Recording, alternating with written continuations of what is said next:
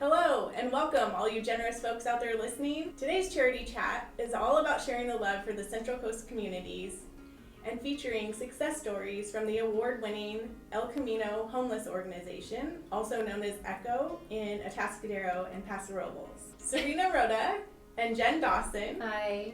Here with superhero, volunteer board member of ECHO, Linda Steward.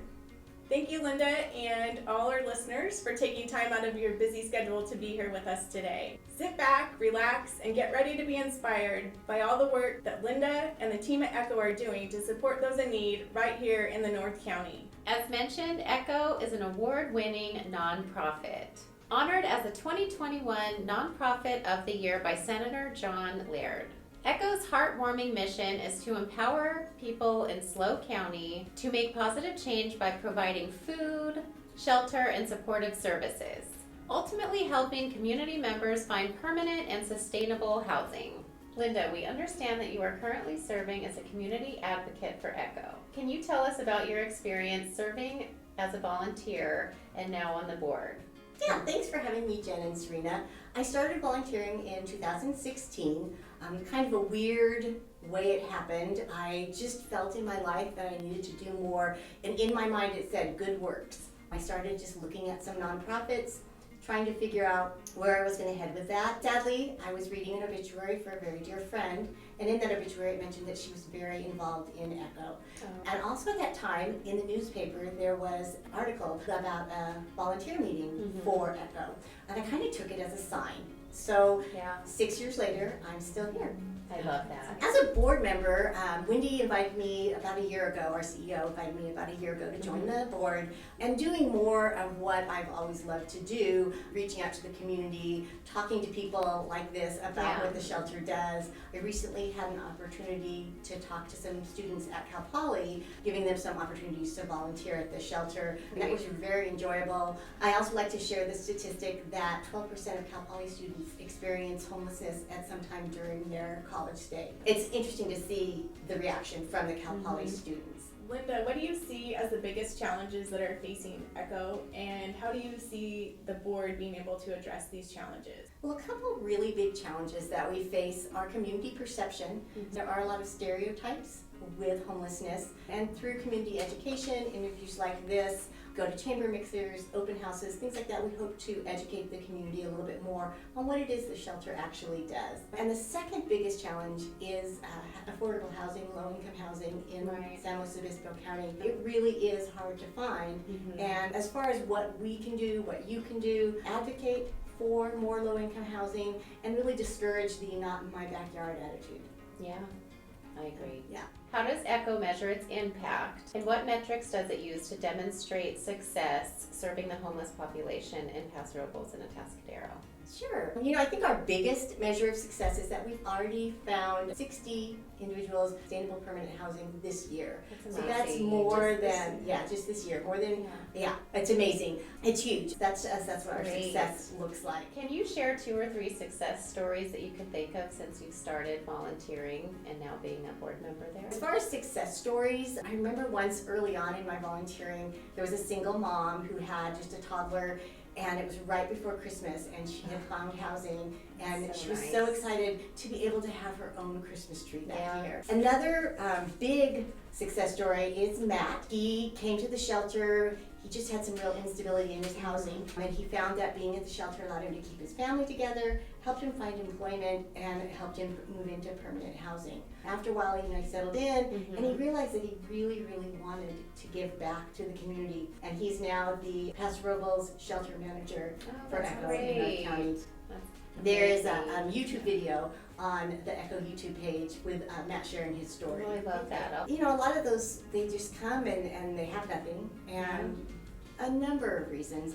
They lost their housing, which is really common. So Linda, as a nonprofit organization, I understand that the majority of the success comes from fundraising efforts. Can you tell us a little bit more about the fundraising events and how you go about funding ECHO? So we have 3 major fundraisers every year. The next one coming up is in September. Haven't set the date yet. Even as a board member doing it, it's a surprise. Really? It's called the Long Walk Home, and it starts at the Atascadero Shelter, and it's an awareness walk is what we call it. So everybody assembles, they walk as a group, kind of like a parade over to the Rotunda building, and then we take a great picture on the Rotunda steps. It's just very nice to see all of the people. And then they walk back to the shelter where they have a barbecue and music and information. They offer tours of the shelter, and that's really a lot of fun. It's a good opportunity also for the clients who are at the shelter at that time to get involved in that. The next one after that would be our turkey trot, which is my personal favorite. It's on Thanksgiving morning, so you can burn off some calories before you eat them. Yes, It's sounds at like the a good idea. Atascadero Lake Park. It is donation only, just a donation of $20, but whatever you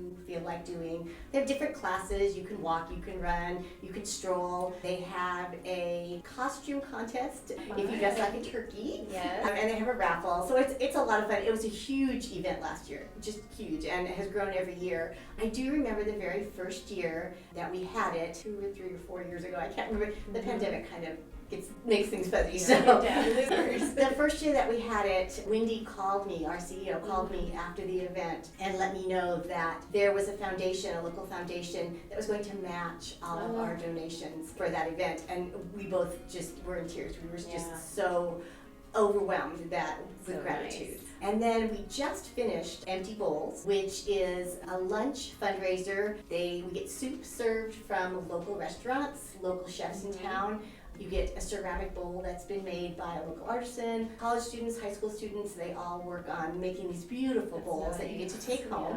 And lunch is served. And this year we added an evening event up in Paso. Since we opened our Paso campus 2 years ago, we've really been trying to extend some of our fundraising events to the Paso Robles area.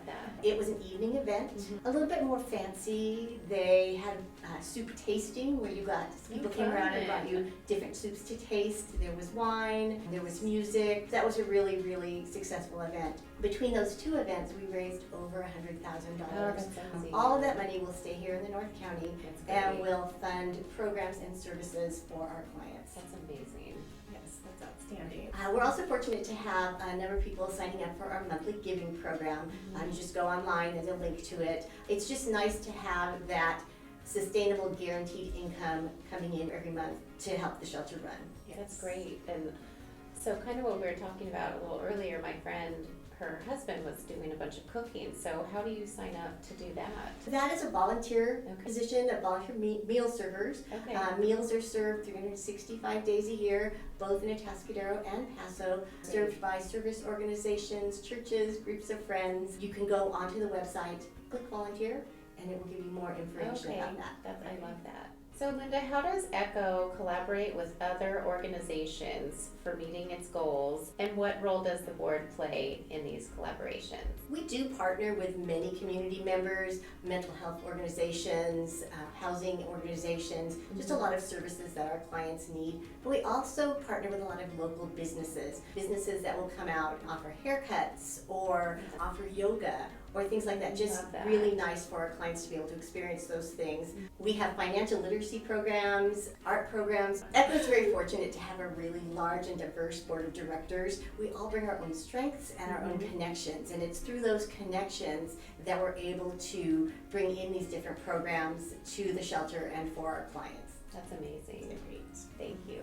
How does the board evaluate the performance and then determine the needs that will best serve the shelter? We had a great one-day workshop last year that we really discussed our goals for the coming year. Part of our homework prior to that was to interview 3 different people about what they saw as successes, strengths, and weaknesses for ECHO Shelter. And we were supposed to reach out to people who were not necessarily involved with the shelter to really get a good opinion. So that really helped us when we came back to see what the community's perception of what the shelter does and how successful we were being. And it did help us set some goals for the coming year. Great, that's a great way to do it. Linda, finally, what do you believe are the qualities that make for an effective and successful volunteer and eventually a board member at ECHO? I think kindness, compassion, and hope. I think those are the three qualities that would make you a wonderful volunteer and eventually a board member. We just really try to have that compassion for everyone who comes to the shelter, whether it's for the meal program, for one of our outreach programs, or for our 90-day program. You just have to hope and believe that you can make a difference for them. I love that. And so that leads to my next question. What is the easiest way for someone to get involved as a volunteer? So our website's probably going to be the easiest, echoshelter.org. Okay.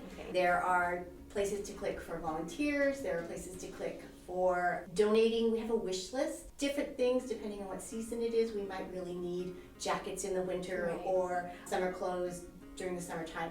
And then there's also a place to sign up for our monthly giving program. Facebook and Instagram, every Sunday we have a Sunday success story. So I you should love always that. check those out. They're just so, it's just so moving to Yeah. see how far people have come. So check those out on Facebook or Instagram. And then I am always available, so you could private message me on social media. Okay. I would be more than willing to give anyone more information.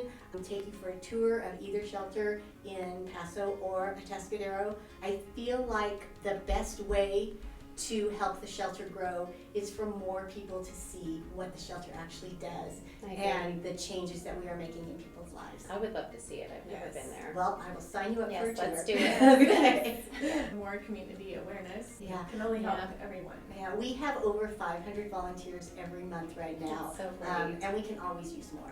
Yes. The more the merrier. Yes. Yeah. Love that. I have to have Linda tell a story about her birthday and her So, birthday theme. so my 60th birthday, we were serving dinner at Echo that night, and it was all about sprinkling kindness. And we made blessing bags to hand out. We had big signs that said "Sprinkle kindness everywhere," and it's just, I think, a good way to live, sprinkling kindness. That's Yeah. so nice. Definitely a motto you live by. Yes. The support and generosity of the Central Coast communities and its volunteers in bolstering the success of ECHO since 2001 is definitely awe-inspiring. We would like to take a moment to acknowledge that June 7th is California Nonprofits Day in order to highlight the crucial impact that nonprofits have on our state's economy and well-being. Nonprofits are actually the 4th largest employer by industry in our state and account for 1 out of every 14 jobs in California. From the bottom of our hearts, we'd like to thank Linda, all the volunteers, and the team at ECHO for sprinkling kindness and making a positive impact in the lives of the people that need it most. Your generosity and selflessness are truly inspiring and make the world a better place. So thank you. Yes. Yes, thank you all so much. Whether you are in need of services or you would like to volunteer, contact information is below. For those of you interested in learning how to maximize nonprofit fundraising, please watch our video about Charity Chat featuring Cody Dawson with C. Dawson Auctioneer, the only certified benefit auctioneer specialist in our county. Thank you all again for tuning in, and Linda, thank you so much for being here with us today. Thank you so much for having me. I was so happy to be able to share ECHO's message with you. Of course. Appreciate it. Cheers. Cheers. to all of you.